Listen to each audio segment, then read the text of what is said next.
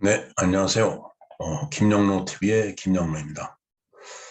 오늘은 2021년 10월 26일 화요일로 금융의 날이 되겠습니다. 이 금융의 날은 국민의 그 금융에 대한 관심을 높이기 위해서 제정한 기념일이라고 볼 수 있죠. 네. 그래서 저축을 장려하기 위해서 1964년 9월 25일 제정된 저축의 날의 후신입니다. 그러니까 저때 당시는 저축의 날이었다라는 얘기가 되겠습니다. 근데 이제 1973년이 되어서 이제 경제 규모가 이제 커졌죠. 이제 증권 시장도 열리고 보험도 활성화되고 하니까 증권의 날과 보험의 날 같은 것들이 이제 별도로 정해져 있었는데 그것을 흡수 통합을 한 겁니다. 그래서 흡수 통합을 하면서 9월 25일이던 기념일을 10월의 마지막 화요일로 변경을 해서 2016년부터는 명칭을 금융의 날로 바꿨습니다. 그러니까 저축의 날이 금융의 날로 바뀐 거죠. 그러니까 오늘이 이 10월의 마지막 화요일입니다.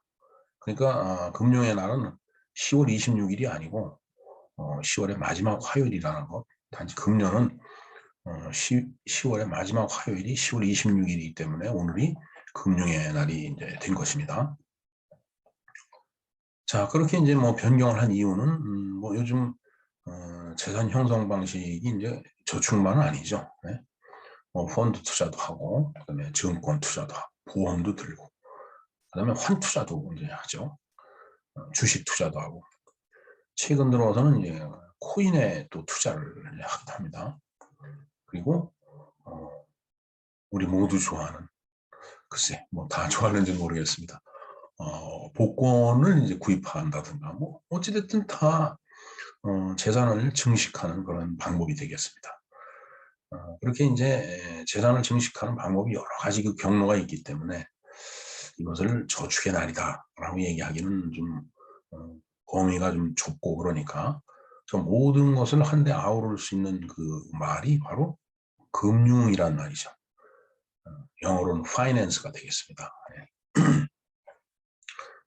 그래서 이날은 이제 금융위원회가 그 행사 주관을 하고 여러 가지 그 기념 행사도 하고 그다음에 뭐 금융산업에 일조한 그런 유공자가 있으면 유공자 포상도 이제 실시를 하고 있습니다. 네, 저축의 날이 그 지정되었던 1964년에 저는 국민학생이었습니다. 요즘은 초등학생이라고 하죠. 그때 당시는 정말 나라에 돈이 없어갖고 저축이 미덕이라고 배웠습니다. 그리고 저는 그걸 지금도 믿고 있습니다. 나라에서 어떤 그 큰 그 공사를 한다거나 아니면 커다란 무슨 뭐 진짜 그야말로 고속도로를 놓겠다든가 아니면 뭐 큰 뭐 교량을 세운다든가 그럴 경우에 사실 큰 돈이 들어가죠. 근데 이제 국가가 갖고 있는 돈이 없으니까 국민들이 저축을 이제 해주면 큰 돈이 이제 뭉쳐지죠 거기서. 그래서 이제 저축은 미덕이라고 얘기를 한 겁니다. 그래서 돈이 덩어리가 돼야지 어떤 일을 할 수 있지. 돈이 작은 덩어리로 이렇게 분산이 돼 있으면 큰 일을 할 수가 없습니다. 자, 이제 그러면서 그때 당시에 이제 저희들이 그 이제 학교를 다니면서 듣기로는 미국이란 나라는 소비가 미덕인 나라다 이렇게 배웠어요. 참 부러워했죠. 야, 평생 써가면서 살아도 쓸 게 남아있는 그런 나라가 미국인가 보다 해갖고 미국은 그때도 패권국이었지만 지금도 이제 패권국이죠. 그래서 뭐 미국의 앞날이 어떻게 될는지 모르겠습니다. 좌우지간 뭐 미국이 뭐 이렇게 쉽사리 뭐 망가지거나 무너지진 않겠죠. 하여튼 그 오늘이 이제 금융의 날인데 우리가 그 여의도에 대해서 얘기를 하지 않을 수가 없습니다. 이제 금융 특구죠, 여의도가. 여의도에 대해서 언급을 하지 않을 수가 없는 그런 날이 되겠습니다. 글쎄요, 제가 봤을 때 일단 여의도는 참 단순하지가 않습니다. 거기에는 뭐 이제 정치, 최고의 정치라고 할 수 있는 그 이제 국회가 이제 있고, 그런가 하면은 뭐, 그 대단히 아파트 단지가 있고, 그 다음에 상업시설도 많이 들어 있습니다. 그리고, 커다란 공원도 들어 있고, 그 다음에 남북은 있는, 아주 큰 길이 있죠. 예. 그런가 하면은 뭐, 이 샛강이 있어갖고서 또 뭐 생태공원이기도 하고, 그런가 하면은 한강을 끼고 있어서 그 둔치와 한강물을 바라봤을 때 거기는 엄청난 그 수변 공간이 함께하고 있는 그런 이제 지역이 되겠습니다. 언뜻 봐서는 뭐 그냥 물가 같지만은 참 뭐 볼 것도 많고, 그다음에 연구해야 될 것도 많고, 그다음에 세상을 복잡하게만 하는 것도 많고, 또 세상을 구하는 일도 많이 하는 곳이고, 뭐 저는 그렇게 생각을 합니다. 왜냐하면 정치의 그 커다란 역할을 하는 집단이라는 국회가 거기에 있기 때문에 이제 그렇다고 보고 있습니다. 그래서 이 여의도가 참 단순하지가 않은데, 따라서 그 뭔가 매우 정교하게 여의도를 위한 정책 수립이 이제 필요한 지역이라고 저는 보고 있습니다. 일단 금융특구라는 그 이제 말을 우리가 쓰고 있는데, 한번 쭉 그 한번 연역을 살펴볼까요? 2009년에 서울시에서 특화 산업지구를 이제 선정을 이제 했죠. 그래서 이제 2011년 여의도 금융개발진흥계획안이라는 것이 이제 서울시에 제출이 됩니다. 그리고 이제 2014년에 여의도 금융개발진흥지구 진흥계획에 따른 영등포구의 의견이 이제 제출이 또 됩니다. 그런가 하면은 아까도 말씀드렸지만은 여의도에는 이제 커다란 그 아파트 단지가 있기 때문에 2017년에 여의도 아파트 지구 단위 계획 수립 용역의 계약을 이제 착수를 합니다. 용역 계약이다라는 그런 뜻입니다. 그리고 2018년에 보면은 뭔가 여의도 일대를 좀 재구조화해야 되지 않느냐 해서 그 종합 구상이 서울시에 보고가 됐습니다. 그런데 부동산 시장에 그 과열이 되지 않을까 해서 그 우려로 저 구상이 이제 보류가 됐죠. 예. 2019년에 보면은 여의도 금융중심 지구단위 계획 수립 용역이 또 이제 실시가 되고 있습니다. 그 1년 뒤인 2010년, 작년이죠. 서울시 TM 사업 공모에 여의도 금융개발진흥지구로 신청을 했고 또 선정이 됐습니다. 그러니까 저 사업 공모에 따라서 뭔가 또 이제 용역이 지금 진행이 이제 되고 있을 거라고 봅니다. 그런가 하면은 이제 2021년에 지난 9월쯤 됐을 겁니다. 오세훈 시장이 서울 비전 2030을 이제 발표를 했습니다. 그래서 서울이라는 도시 경쟁력을 그 세계 5위로 끌어올리겠다라는 그 목표 제시를 했죠. 그다음에 여의도를 디지털 금융 특구로 개발을 하겠다. 그래서 2022년까지 서울 투자청을 설립을 하겠다라고 지금 계획을 지금 수립해 놓은 상태입니다. 그리고 2025년까지는 서울 디지털 금융 허브 지원센터를 신설을 하겠다라고 돼 있어요. 네. 자, 이렇게 봤을 때 여의도 금융특구는 아파트 지구 단위 계획 등과 맞물려서 다양한 그 계획과 용역이 지금 존재하고 있는 거죠.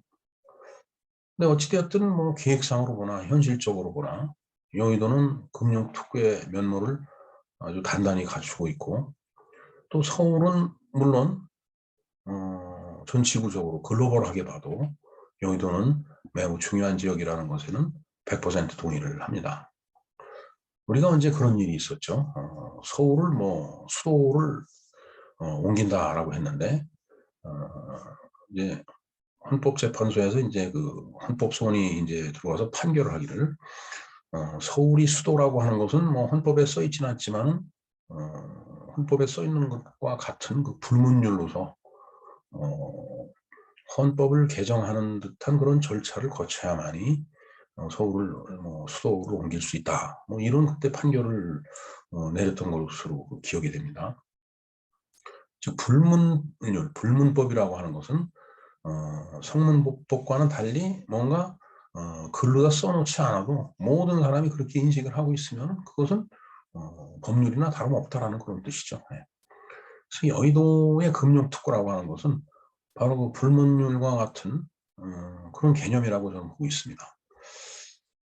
뭐 그래 그런가요? 뭐 혹자가 뭐 핀테크라는 용어를 이제 사용을 하는데 뭐 핀테크의 P는 역시 뭐 파이낸스고 그다음에 테크는 테크놀로지입니다. 그래서 그 줄여서 핀테크라고 얘기를 하는데 그 역시 금융산업이라는 것을 의미하는 거죠. 예.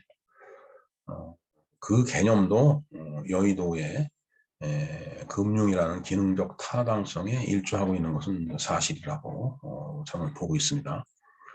어찌됐든 지금 오세훈 시장이 2030년 서울 2030 그 프로젝트에서 서울 투자청을 지금 이제 그 여의도에 이제 그 설립을 하겠다라고 이제 이렇게 그 계획을 이제 발표를 했고 디지털 금융 특구를 만든다라고 그렇게 이제 했기 때문에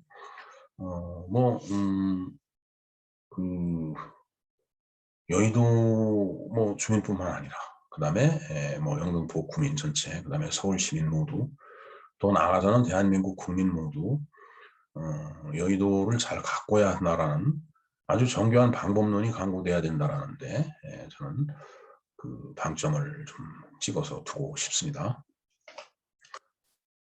그리고 이제 오늘은 이제 10월 26일이죠. 10월 26일은 우리 그 한반도 역사 흐름에 뭔가 물꼬가 확 틀어진 일이 이제 2번 있는 날이라고 저는 생각을 합니다.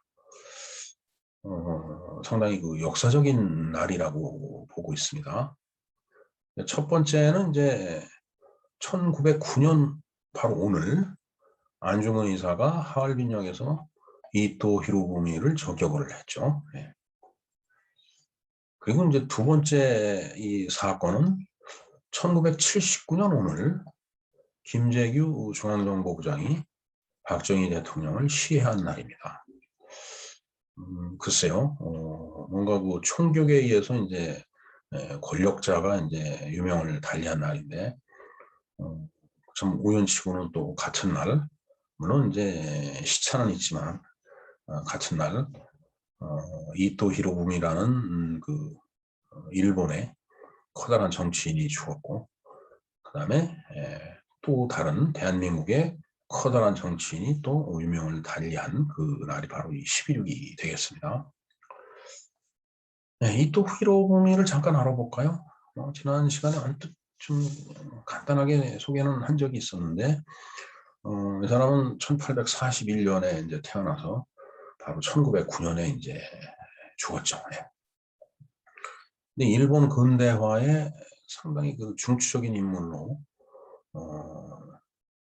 명치헌법, 즉 메이지 헌법이죠. 그 일본이 그 자랑하는 메이지 유신, 예. 그 명치헌법의 초안을 마련한 사람이 되겠습니다. 그래서 이제 1905년에 우리 조선과 일본 사이에 이제 체결된 을사 이게 참 용어가 좀 애매하긴 합니다. 여기 1905년이 을사년인데 저희들이 그 이제 국민학교 다닐 때부터 쭉 배운 그 용어로는 을사 보조약이라고 배웠습니다. 그러다 어느 때인가 이제 보호란 표현이 좀 불편하다 해갖고 이제 을사 조약으로 바뀌었어요. 언젠가 또 을사 늑약으로 이제 바뀌었습니다. 굉장히 그 늑약이라는 표현이 제가 사전을 찾아보지는 않았는데 상당히 그 뭔가 굴욕적이고 불편하고 뭐 그런 뜻이라고 저는 생각이 됩니다. 네. 뭐 강제로 그 조약을 맺었다든가 뭐 이런 개념일 것 같습니다. 사실은 저 을사 보호조약, 을사조약, 을사늑약 참 조약으로 인해서 1905년에 이제 조선 통감부가 이제 설치가 됩니다. 지금은 이제 없어진 그 광화문 현재 광화문 뒤에 이제 조선 총독부 건물이 있었는데 이제 뭐 그 이제 통감부로 이제 쓰기 시작한 거겠죠 거기서. 그래서 이제 이 초대 통감이 누구냐면 바로 이 이토 히로부미예요. 뭐 이완용하고 이제 그 나라를 갖다 이제 넘길 때 서로 이제 서명을 한 당사자들이죠. 그러면서 그 뭐 외교권도 뺏기고 뭐 철도 부설권도 뺏기고 많은 재산권을 갖다 이제 뺏긴 거죠. 이제 그러다가 이제 보호조약, 을사조약, 을사늑약 이것을 이제 체결하게 된 거라고 보면 되겠습니다. 참 역사의 흐름이라는 게 정말 아무리 울분을 토하고 비분간개해도 역사란 물고의 그 커다란 흐름, 참 그게 이제 한번 굴러가기 시작하면 그걸 되돌리거나 막는 게 굉장히 어렵다라는 게 이런 데서 이제 우리가 배울 수 있는 거죠. 하여튼 이토 히로부미가 이제 조선 통감부의 초대 통감이 이제 됩니다. 어찌됐든 이토 히로부미는 이 동아시아 침략의 밑그림을 그린 사람이라고 이제 봐야 되겠죠. 그런 사람을 하얼빈역에서 안중근 의사가 총탄 세례를 퍼부어 갖고서 이제 살해를 한 겁니다. 저격을 한 거죠. 살해란 표현은 좀 어감이 좀 그렇고요. 저격을 했습니다. 그래서 상당히 이 1909년 10월 26일은 굉장히 그 역사적으로 큰 의미가 있는 날이라고 보여집니다. 한편 이제 박정희 대통령은 이토 히로부미는 제가 살아생전에 못 봤지만 박정희 대통령은 이제 수없이 많이 이제 봤죠. 물론 직접은 못 봤습니다. TV나 신문지상, 뭐 사진 이런 걸 통해서 이제 접한 이제 우리나라 이제 지도자인데 박정희 대통령은 1917년에 태어나서 1979년에 이제 그 서거를 했죠. 논란이 많습니다. 사실은 뭐 군사 독재니 유신 독재니 뭐 하면서 그러나 그런 논란에도 불구하고 이제 한국 근대화의 이제 견인차 역할을 했죠. 대한민국 5대, 6대, 7대, 8대, 9대 대통령으로 이제 재임을 했습니다. 이 5대, 6대는 이제 그때 당시 헌법에 의해서 이제 대통령이 된 거고, 그다음에 이제 7대가 바로 삼선 개헌을 했을 때입니다.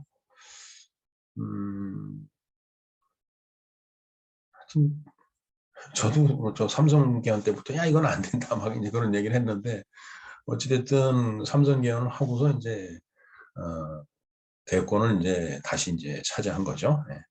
그리고 나서 이제 10월 유신이 이제 선포되면서 8대 9대 대통령을 했는데 그 8대 9대는 바로 간접 선거에 의한 그 대통령 선거였어요. 그러니까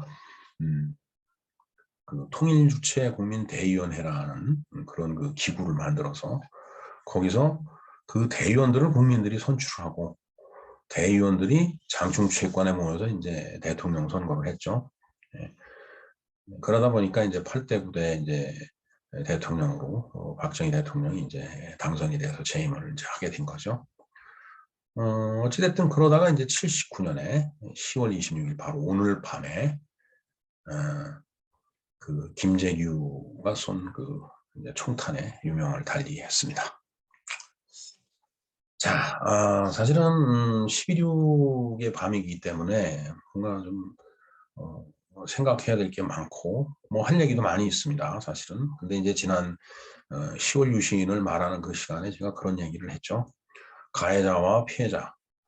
뭐 글쎄 가해자라고 하면 그것도 뭐 논란의 이제 여지가 있겠지만 어찌됐든 그런 관계에 있는 사람들이 아직 그 살아있고 서로 갈등할 수밖에 없는 그런 구조를 지금 현재 우리 사회가 갖고 있기 때문에 그때 말씀드렸듯이 10월 유신이나 마찬가지로 12.6에 대해서도 역사적 의미와 성격을 논하는 것은 좀 후일로 좀 미뤘으면 합니다. 단지 이 12.6 관련해서 전 또 잊지 못할 추억이 하나 있습니다. 사실은 저는 저때 육군 중위였었습니다. 그 육군 중위로서 이제 제가 군 근무를 하면서 이제 겪었던 참 작은 사건이죠. 참 에피소드라고 하기에는 조금 무게감이 있고, 하여튼 11.6이라는 박정희 대통령 시해 사건이 일어나고 난 뒤에 4일 뒤에 제가 이제 겪은 일에 대해서, 그러니까 10월 30일이죠. 4일 뒤면은. 예. 그 사건에 대해서 10월 30일이 되면은 그때 말씀을 좀 간략하게 드리는 걸로 하고 오늘 금융의 날 방송을 마치겠습니다. 예. 이상 김영로 TV였습니다. 감사합니다.